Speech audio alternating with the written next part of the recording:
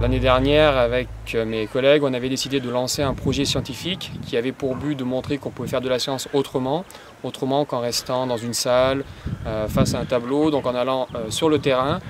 Donc là, l'objectif de cette sortie, c'était de faire des prélèvements d'eau et de végétaux dans un espace sensible, le marais des Pizy.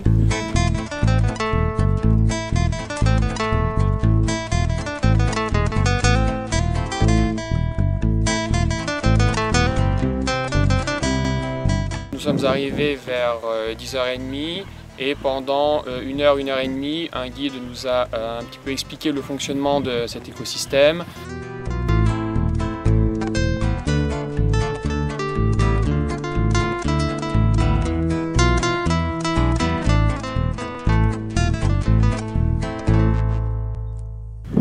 De découvrir un petit peu comment cet espace sensible fonctionne et pendant l'année, ces prélèvements, nous allons les étudier et comprendre un peu mieux ce qui se cache dans l'eau et pourquoi la présence d'eau dans cet environnement est si importante.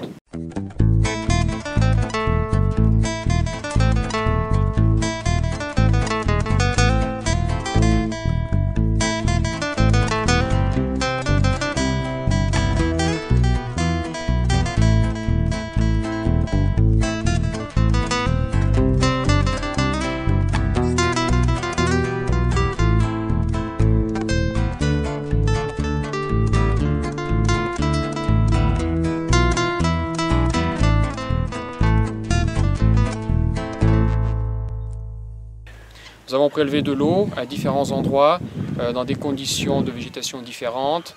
Nous avons prélevé également de la mousse, nous avons prélevé des échantillons de végétaux, de la prêle, du carex, des joncs, des graminées.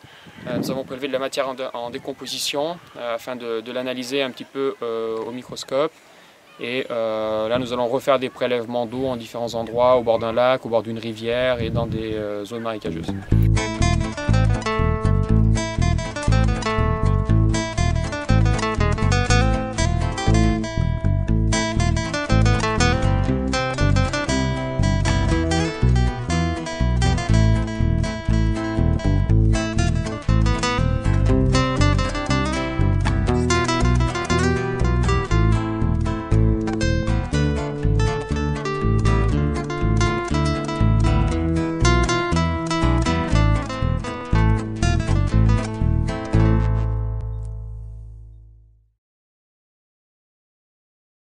Ce projet est né d'un thème national lancé par l'IRD qui était le développement de la vie dans les zones humides.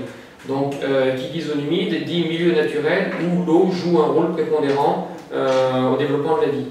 Et le but en fait c'était d'analyser, c'est ce que les élèves sont en train de faire là, c'était d'analyser les échantillons afin de comprendre tout ce que pouvait contenir déjà une simple goutte d'eau, quels étaient les éléments chimiques qui étaient présents dans l'eau du marais des Pizy, et en quoi ces éléments chimiques pouvaient nous aider à comprendre pourquoi la vie peut s'y développer et comment la vie s'y développe. Alors, ce que je suis en train de faire en fait, c'est que je fais des observations au microscope pour voir dans des échantillons si on peut y trouver de la vie, ou si par exemple quand on prend un échantillon où on voit uniquement de l'eau, pour voir si on peut quand même trouver des algues ou encore de la vie. Encore de la vie, parce que c'est un peu le but de trouver de la vie. Il faut régler pour qu'on ne voit pas flou.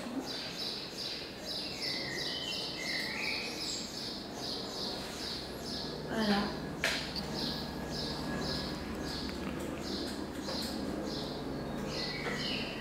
Oh, de la vie. Il y a de la vie. Je viens de trouver de la vie. Bah, là, je viens de trouver de la vie. Parce que parfois, j'avais de la vie, mais elle est morte le temps qu'on fasse l'observation. J'ai bien aimé quand on a retiré l'ADN d'un kiwi. Donc là, je suis en train de regarder le taux de NO2 dans cet échantillon. J'ai mis 10 ml de l'échantillon, de cet échantillon dans celui-là. Ensuite, j'ai mis 5 gouttes du réactif 1 et 5 gouttes du réactif 2. Et puis j'ai mélangé.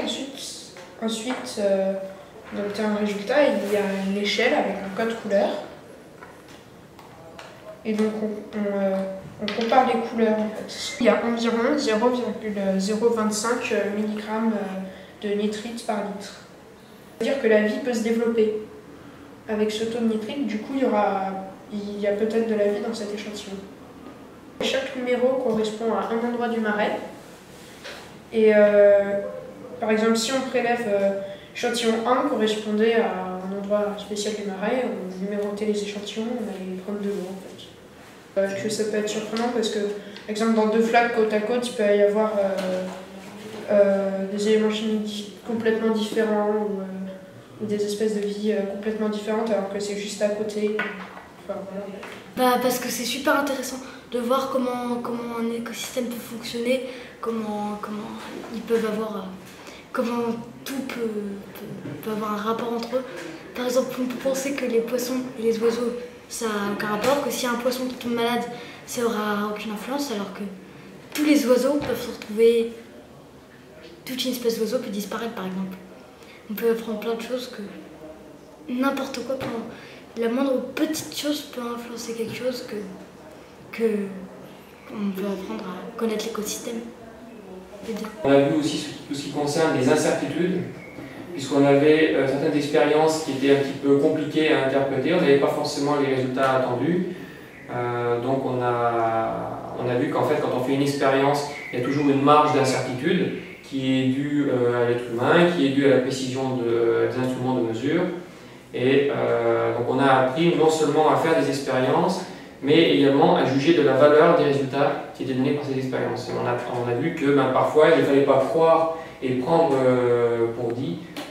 prendre pour acquis certains résultats. Le marais d'Épizy est une zone protégée de l'activité humaine, et justement c'était intéressant de comparer l'eau dans une zone justement où l'activité humaine est réglementée et surtout une zone protégée, donc de comparer avec des échantillons d'autres endroits où l'activité humaine n'est pas du tout modérée. Juste à côté du marais, il y avait une rivière. On a fait des prélèvements dans la rivière et on a constaté que certains polluants étaient présents dans la rivière. Donc on a pu avoir une corrélation justement entre le fait que la rivière n'était pas totalement protégée de l'activité humaine et alors que le marais d'Épizy, lui, l'était. Donc grâce à ce projet, en fait, on a essayé d'aborder de manière ludique différents thèmes, pas forcément des thèmes qui figurent dans les programmes, mais des thèmes qui potentiellement pourraient intéresser les élèves et qui ont aussi permis d'ouvrir sur des compléments, de faire des ouvertures par rapport au programme. Donc pour l'année prochaine, un projet articulé autour de la météorologie et de la climatologie, peut-être un peu plus théorique que cette année, quoique ça c'est encore à voir. L'idée en fait ce serait de comprendre d'analyser quels sont les différents climats sur Terre, comment ces climats ont évolué à travers les âges, donc via notamment ce qu'on appelle la paléoclimatologie, comprendre par exemple quels sont les rôles et les effets des courants marins dans l'établissement de ces climats, faire une analyse comparative entre ce qu'on observe sur Terre et ce qu'on observe sur d'autres planètes du système solaire, par exemple l'effet de serre, qui sur Vénus est gigantesque, donc comprendre pourquoi sur Vénus il est gigantesque, pourquoi sur Terre il est présent mais moins que sur Vénus, et pourquoi éventuellement dans l'avenir ça pourrait devenir comme sur Vénus. Pour la partie pratique, on mettra en place des expériences afin de mettre en évidence la pression de l'air, afin de fabriquer notamment une mini-station météo. On est en pourparlers avec la NASA, donc là on essaie de réserver quelques places à bord de la prochaine navette. Mais ça devrait le faire. Ouais.